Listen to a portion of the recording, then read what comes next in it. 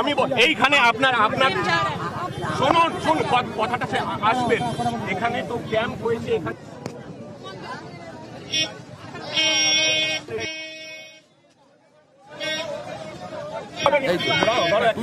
আমি যেটা বললাম এইভাবে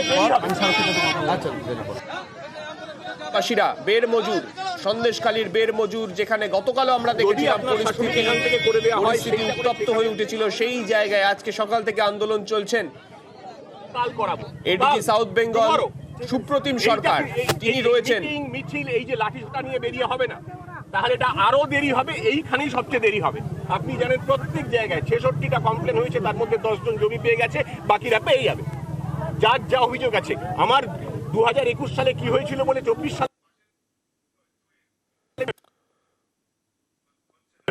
সাউথ বেঙ্গল সুপ্রতিম সরকার তিনি গ্রামবাসীদের বোঝানোর চেষ্টা করছেন এই বিক্ষোভের থেকে তারা যেন অভিযোগ করেন, সমস্ত তাদের যা অভিযোগ সব সরকারি তরফে শোনা হবে, এমনটাই আশ্বাস দেওয়া হচ্ছে পুলিশের তরফে। এবং এই মুহূর্তে এডিজি সাউথ বেঙ্গল তিনি নিজে গ্রামবাসীদের সঙ্গে কথা বলছেন।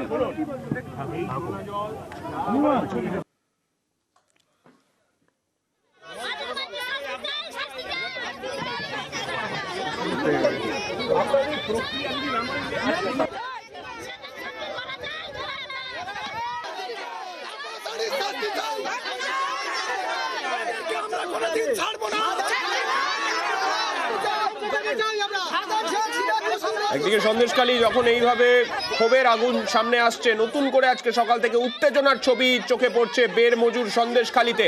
পাশাপাশি ভোজেরহাটে সেখানেও বিজেপি মহিলা মোর্চা তাদের 7 সদস্যের প্রতিনিধি দল আজকে সকালবেলা রওনা হন সন্দেশখালীর উদ্দেশ্যে। তাদেরকে কলকাতা পুলিশের অন্তর্গত এলাকা অর্থাৎ ভোজেরহাটেই তাদেরকে আটকে দেওয়া হয়।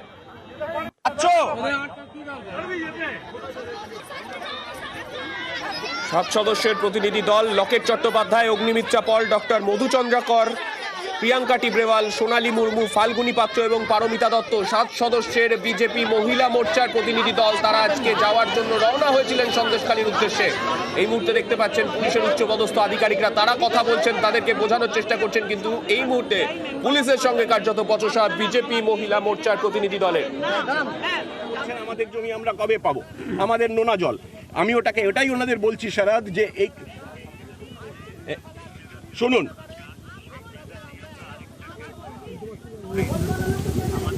একটু ভাব বাড়াও, পিটিশনটা দিয়ে দেন, কোন জায়গায় আছে স্যার, আমরা আজকে ইনকোয়ারি করাবো, আগামীকাল মধ্যে দেওয়া হবে। আজকে তুমি বেড়মজুর গ্রামে এরা আসছেন, একটা ক্যাম্প করাও। একজন যেহেতু 144 ধারা জারি হলো, আমি এদেরকে সরা দিতে বলছি। ওনারা যা ক্ষোভ বিক্ষোভ আছে যেটা দেখা হচ্ছে প্রশাসনের তরফ থেকে, তুমি আজকে একটা টিম পাঠাও, আমি দাঁড়িয়ে আছি এখানে, এক্ষুনি পাঠাও। এখন জেলা শাসক কথা বলছেন, শুনতে পাচ্ছেন শরৎ দ্বিবেদী, এর জেলা শাসক এসেছেন, পুলিশ সুপার আছেন, আমরা এসছি, আমি এডিজি সাউথ বেঙ্গল, ডিআইজি আছেন। যদি এর উপর আপনাদের ভরসা না থাকে তাহলে কাদের উপর ভরসা থাকবে? তাহলে নিজেরা করে নিন। তাহলে একটাই সমাধান হয়, আমরা এখান থেকে চলে যাচ্ছি, আপনারা তাহলে আপনাদের উপর আমাদের ভরসা আছে। যদি থাকে তাহলে ঘরের ভেতর যান। 144 ধারা জারি করা হয়েছে, এখানে শান্তিপূর্ণভাবে থাকুন, আমাদের দেখতে দিন কে কোথায় আগুন লাগিয়েছে, কে কি করেছে, এইটা সমাধান নয়। এখানে একটা দিয়ে শুনুন এখানে একটা দেশলাই গাড়ি ছুটে দিলাম, ওখানে একটা করলাম, তারপর সবাই মিলে ঘরদোর করে বেরিয়ে পড়লাম, এটা ঠিক হচ্ছে না। এতে কি হবে, আপনাদের এই জমির প্রক্রিয়া, পাওয়ার প্রক্রিয়া, এটা আরো দেরি হবে। গতকাল আজকে যারা পাচ্ছে জমি বা কাল পাবে, আপনারটা 2 মাস হয়ে যাবে, কারণ আমরা এইগুলো করতে ব্যস্ত থাকবো। আমরা এই করবো, আমরা করতে পারবো না তো কেন?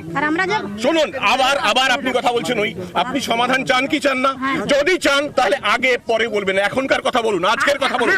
আজকে আসছে, আজকে শুনলেন আপনি, ডিএম সাহেব আসছে, আপনি বুঝুন দিদি, আপনি সবাইকে বোঝান।